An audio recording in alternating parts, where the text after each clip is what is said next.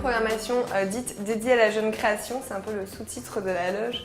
Donc ça veut dire effectivement des artistes émergents, voies de professionnalisation, plus ou moins reconnus ou établis en fonction des soirs, quoi. On a des artistes qui ont plus une quarantaine d'années, qui ont déjà une expérience type Bastien Lallemand, Albin de la Simone, JP Nataf, des gens comme ça. Puis on a aussi vraiment des artistes émergents qui en sont peut-être à leur deuxième, troisième concert. On essaye d'avoir un peu toute cette palette, on va dire.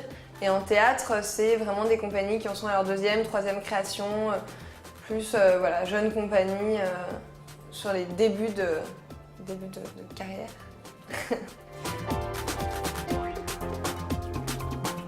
Ça fait 2 ans que ça existe ici et la loge tient son nom d'une petite salle qui était avant dans le 9e arrondissement, qui avait 25 places, qui s'appelait aussi la loge de par sa taille. Et donc l'idée c'est que la loge est déménagée et que le projet se soit agrandi. Et donc ici il y a 80 places assises, une centaine debout quand on enlève les bancs parce que la salle est modulable. La première salle j'y travaillais toute seule et donc j'ai eu envie de créer une salle plus grande et là j'ai commencé à travailler notamment avec Lucas Bonifay qui aujourd'hui co-dirige la salle et s'occupe de la programmation. Avec Marc Armand qui fait les affiches, les flyers. Enfin, maintenant on est une équipe évidemment, on a une régisseuse, on a une personne qui s'occupe de la presse, enfin voilà. Envie de créer ça? Parce que je suis folle. Non, parce que moi avant tout, c'est parce que j'aime le théâtre, la musique et puis aussi parce que j'avais envie de créer un lieu de vie, un lieu, enfin c'est ça surtout en fait au départ. Donc ça veut dire un lieu d'échange, de partage où les gens se rencontrent, aussi bien les comédiens que les musiciens que les spectateurs, un lieu un peu d'effervescence artistique et humaine, enfin et de rencontres. En théâtre, le suivi est évident puisque de toute façon les spectacles sont programmés sur des séries de dates, entre 3 et 12 dates. Donc de toute manière on a un suivi puisque les compagnies viennent toujours répéter avant, sous forme de résidence, dans le lieu de travail, etc.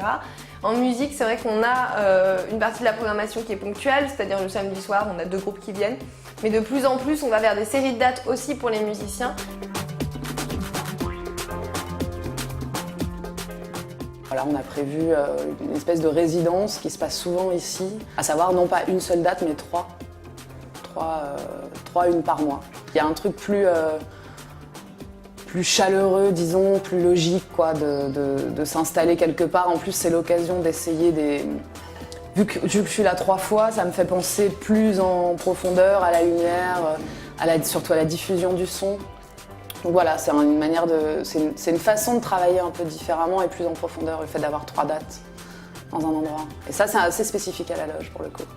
Entre autres, je le définis comme un tremplin, oui, parce que je m'aperçois que on essaye de faire venir aussi des programmateurs, des personnes qui vont aider pour les musiciens des labels, des boîtes de prod. Parce que oui, l'idée c'est de se professionnaliser à la loge pour pouvoir après aller dans des plus grandes salles ou travailler avec être plus entouré. Ouais, c'est un peu comme ça que je définis la salle. Financièrement, ça reste compliqué parce qu'on fait de la co-réalisation, donc ça veut dire qu'on partage les recettes.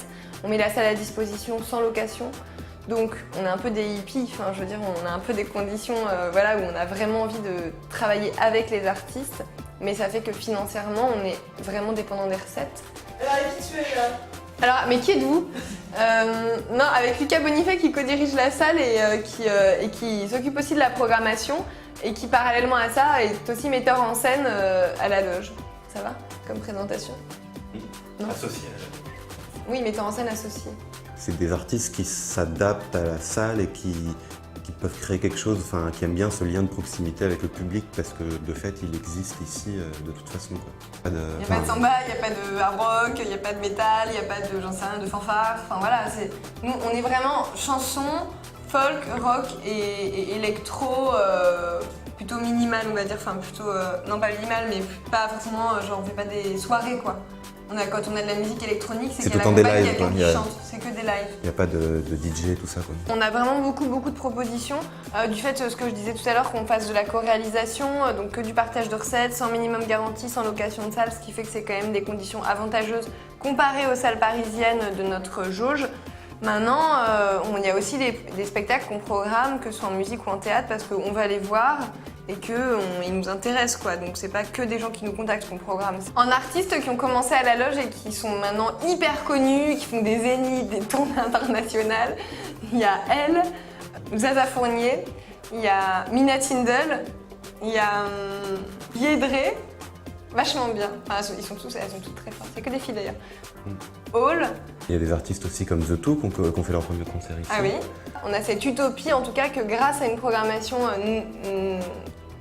de qualité et de jeunes artistes, la salle devienne par elle-même un lieu vraiment intéressant et vraiment fort, quoi. Un lieu de vie, de rencontres chouette, cool, où les gens ont envie de venir, revenir, discuter, se rencontrer, boire des bières, écouter de la musique.